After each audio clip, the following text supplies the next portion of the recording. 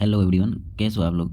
तो आज हम स्टार्ट करने जा रहे हैं पार्ट 4, जो कि हिस्ट्री के इंपॉर्टेंट क्वेश्चन लेके आए हैं आप सबके लिए। स्पेशल इंजीनियर्स के लिए ही नहीं बल्कि बाकी सभी के लिए भी इंपॉर्टेंट है, जो नॉन टेक के लिए स्पेशल तैयारी करते हैं, है ना। तो फिर से आज नॉन टेक यानी कि हिस्ट्री के कुछ इंपॉर्टेंट क्वेश्चन देखेंगे, जो कि क्वेश्चन बार बार जो है एग्जाम में रिपीट हुए हुए हैं। उस टाइप से क्वेश्चन हम लेके आए हुए हैं। चलिए देखते हैं, स्टार्ट करते हैं पहले क्वेश्चन से।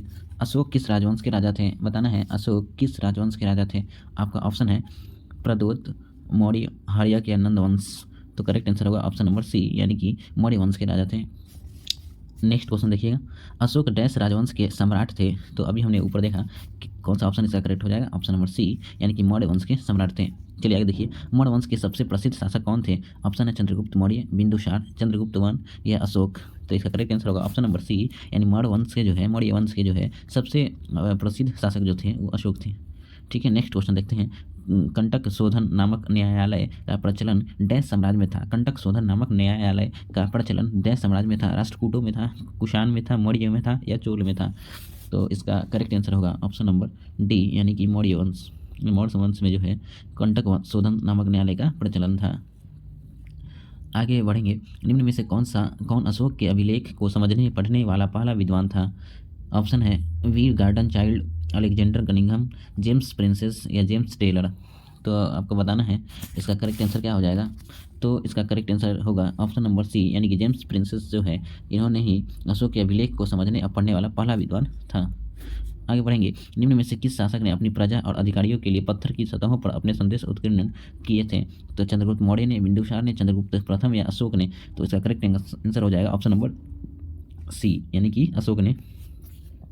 थोड़ा सा इसके बारे में बताते हैं। अशोक मौर्य वंश का सबसे प्रसिद्ध साधक था। उसने शिलालेखों एवं अभिलेखों द्वारा प्रजा एवं अधिकारियों को संदेश पहुंचाने का प्रयत्न किया। अशोक के ज़्यादातर अभिलेख प्राकृत भाषा और ब्राह्मणी लिपि में हैं, ये भी आपको याद रखना है। चलिए आगे बढ़ते हैं। राजा अशोक की उस पुत्री का नाम क्या था जिसे उसने एक बौद्ध मिशनरी के कर्तव्यों को निभाने की जिम्मेदारी दी थी? बताना है, ऑप्शन आपका है चारुमती, पद्मावती, संघमित्रा या असंघमित्रा। तो इसका करेक्ट आंसर होगा ऑप्शन नंबर सी, यानी कि संघमित्रा। क्या होगा ऑप्शन करेक्ट? इसका सी आंसर हो जाएगा, यानी असंघमित्रा। तो राजा अशोक की पुत्री संघमित्रा थी। क्या थी? राजा अशोक की पुत्री का नाम क्या था? संघमित्रा, जिसे उसने एक बौद्ध मशीनरी के कर्तव्यों को निभाने की जिम्मेदारी दी थी। संघमित्रा को अशोक ने अपने पुत्र महेंद्र के साथ श्रीलंका, सिंहलद्वीप तथा ताम्रपर्णी के नाम से भी ज्ञात में बौद्ध धर्म के प्रचार के लिए भेजा था। तो ये भी आपको इंपॉर्टेंट है, याद रखना इतना। चलिए आगे देखते हैं, निम्नलिखित में से किसने 1837 में पहली बार ब्राह्मणी लिपि को समझा था? तो आपको अभी हमने देखा है क्वेश्चन में आपके, इसके पहले मैंने बताया था कि इसको जो है किसने पढ़ा था। ऑप्शन देखिए, जेम्स प्रिंसेस है और अलेक्जेंडर कनिंघम है, जॉन मार्शल है या दयाराम साहनी है। तो इसका करेक्ट आंसर होगा ऑप्शन नंबर ए, यानी कि जेम्स प्रिंसेस, है ना। चलिए आगे बढ़ते हैं, अशोक के शिलालेख पर किस लिपि का प्रयोग किया गया था, है ना। अशोक के शिलालेख पर किस लिपि का प्रयोग किया गया था? तो ऑप्शन है ब्राह्मणी लिपि, देवनागरी लिपि में या संस्कृत या गुरुमुखी। तो इसका करेक्ट आंसर होगा, अभी हमने उधर एक्सप्लेन भी किया था। तो जितना भी शिलालेख है उसमें ब्राह्मणी या लिपि में जो है मुख्यतः जो है इसमें वर्णित किया गया है। ठीक है, तो ऑप्शन इसका ब्राह्मणी करेक्ट आंसर होगा। आगे बढ़ते हैं, मौर्य वंश के तत्काल बाद किस वंश के आकर मगध राज्य पर शासन किया? आपको बताना है, मौर्य वंश के तत्काल बाद किस वंश ने आकर मगध राज्य पर शासन किया था? तो सातवाहन वंश, शुंग वंश, कण्व वंश या नंद वंश। तो शुंग वंश जो है मौर्य वंश के बाद जो है आए हुए थे, तो इसलिए ऑप्शन नंबर इसका भी करेक्ट होगा। चलिए आगे बढ़ते हैं, मौर्य वंश का अंतिम शासक कौन था? मौर्य वंश का अंतिम शासक कुणाल था, बृहद्रथ था, संप्रति या सुसीम। तो इसका करेक्ट आंसर होगा ऑप्शन नंबर बी, यानी बृहद्रथ। मौर्य वंश का अंतिम शासक कौन था? बृहद्रथ था। चलिए आगे बढ़ते हैं, निम्न में से कौन सा शासक मौर्य राजवंश से संबंधित नहीं था? तो बताना है कि इसमें से कौन सा शासक है जो मौर्य वंश से, राजवंश से संबंधित नहीं थे। तो वो अशोक हैं, चंद्रगुप्त हैं, बिंदुसार हैं या बिंबिसार हैं। तो इसका करेक्ट आंसर होगा जो कि बिंबिसार हो जाएगा, जो मौर्य राजवंश से संबंधित नहीं थे। आगे देखते हैं, मौर्य साम्राज्य की राजधानी कहाँ स्थित है? बताना है, मौर्य साम्राज्य की राजधानी कहाँ स्थित थी? तो ऑप्शन है आपका, देखिएगा, पाटलिपुत्र। ऑप्शन है आपका पाटलिपुत्र, वैशाली, लुम्बिनी या गया। तो आप सब जान रहे हैं मौर्य साम्राज्य की राजधानी थी वो कहाँ पे थी? पाटलिपुत्र में थी। तो option number A correct answer होगा। आगे बढ़ते हैं, मौर्य साम्राज्य की राजधानी कौन सी थी? तो अभी हमने देखा मौर्य साम्राज्य की राजधानी कौन सी थी? पाटलिपुत्र। तो याद रखेंगे, पाटलिपुत्र मौर्य साम्राज्य की राजधानी थी। निम्न के बाद सम्राट अशोक ने बौद्ध धर्म ग्रहण किया था? तो बक्सर के युद्ध के बाद, कलिंग के युद्ध के बाद, हल्दी घाटी के युद्ध या तराइन के युद्ध के बाद। तो आप सब जानते हैं कि इसका करेक्ट आंसर होगा ऑप्शन नंबर बी, यानी कलिंग के युद्ध के बाद जो है मौर्य वंश सम्राट अशोक ने बौद्ध धर्म को ग्रहण कर लिया था, है ना।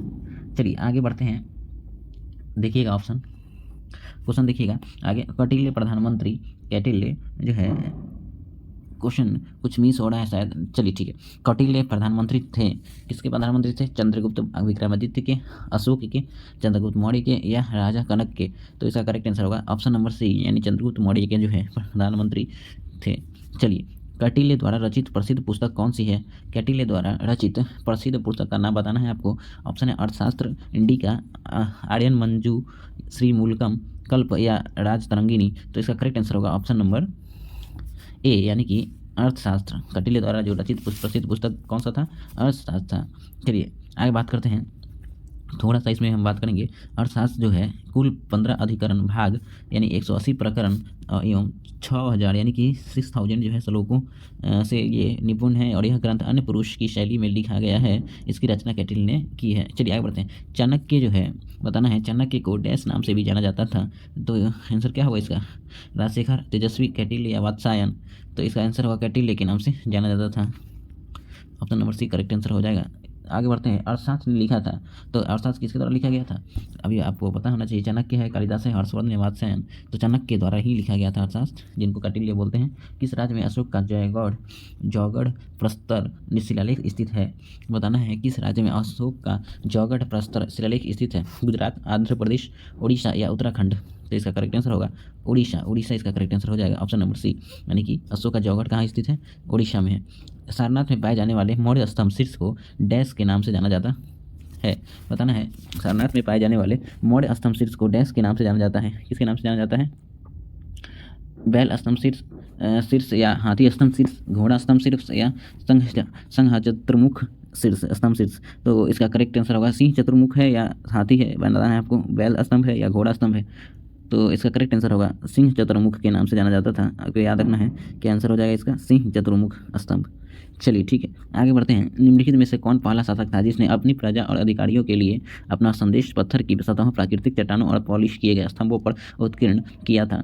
तो आप सब जानते हैं कि ये ऑप्शन जो है सी करेक्ट हो जाएगा, यानी ऑप्शन सी। अशोक जो थे, इन्होंने प्रजाओं के लिए जो है शिलालेखों पर जो है कुछ लिपियाँ लिखवाई थी जो कि ब्राह्मणी लिपि में लिखी गई हुई थी। ये सब हमने डिस्कस किया था।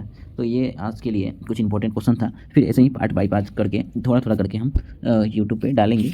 आप लोग जो है उसे ज़रूर से ज़रूर देखें, क्योंकि इंपॉर्टेंट क्वेश्चन है, सब एग्जाम में पूछे गए हैं।